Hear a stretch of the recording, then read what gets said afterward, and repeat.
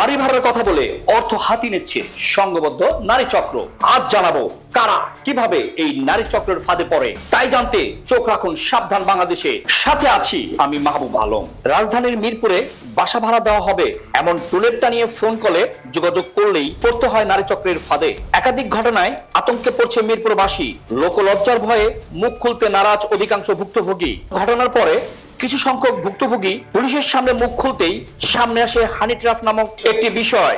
পরবর্তীতে পুলিশের অভিযানে ধরতে সক্ষম হচ্ছে এই চক্রের হোতাদের। মিরপুরে ফেসবুকে টুলেট বিজ্ঞাপন দেখে ঠিকানা অনুযায়ী বাসায় যেতে ঘরে ঢুকতেই এভাবে হতে হয় নির্যাতনের শিকার। শুধু নির্যাতনই শেষ নয়, হাতিয়ে নিচ্ছে হাজার হাজার টাকা, সাথে থাকার মোবাইল ফোনটি ও ল্যাপটপ। এই চক্রটি রাজধানীর বিভিন্ন এলাকায় শিক্ষার্থীদের লক্ষ্য করে ফেসবুকে বাড়ির গেটে টুলেট টাঙিয়ে বাসা ভাড়া দেওয়া হয়। মজার বিষয় হচ্ছে তারা নিজেরাই ভাড়া দেয়া।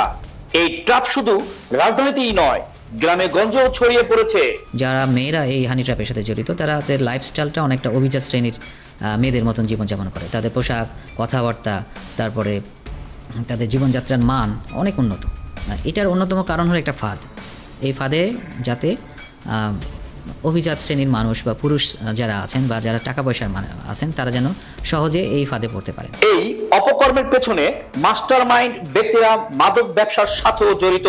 এই মাদক ব্যবসায়ীরা এই ট্র্যাপের জন্য সুন্দর সুন্দর নারীদের ব্যবহার করে থাকেন।